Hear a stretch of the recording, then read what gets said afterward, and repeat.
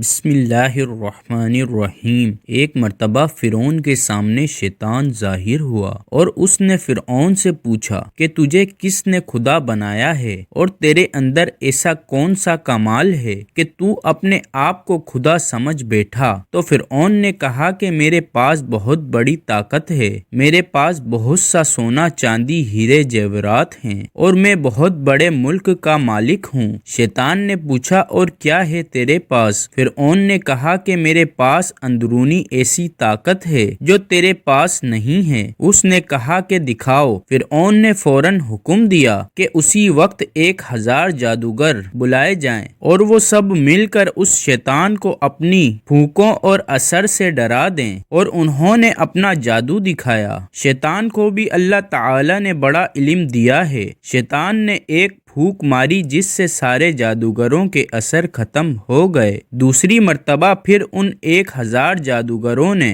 اپنا جادو دکھایا۔ شیطان نے پھر ایک پھونک ماری جس سے پھر ان کا اثر ختم ہو گیا۔ ان جادوگروں نے پھر آخری جادو دکھایا۔ شیطان نے پھر ایک پھونک ماری اور ہنس کر کہنے لگا کہ تم اگر ایسے 1000 جادو بھی دکھاؤ گے تو میرا کچھ بگڑنے والا نہیں ہے، سب ہوا میں تحلیل ہو جائے گا۔ اے فرعون، یاد رکھ، مجھے اللہ تعالی نے ایسی چیزیں عطا فرمائی ہیں، لیکن پھر بھی اللہ تعالی نے مجھے اپنا محبوب نہیں بنایا اور مجھے اپنا فرمانبردار بندہ ماننے سے انکار کر دیا، اور تو خدا کا نافرمان ہے، تو رب کیسے ہو سکتا ہے؟ علماء کرام اس واقعے کے بعد لکھتے ہیں کہ انسان اگر خدا کی نافرمانی شہوت کی وجہ سے کر لے تو اس کا گناہ اللہ تعالی معاف فرما دیتے ہیں، لیکن اگر کوئی تکبر اور غرور کرے اس کو توبہ کی توفیق نہیں دیتے، یعنی تکبر اور غرور کی وجہ سے توبہ جیسی نعمت سے محروم ہو جاتا ہے۔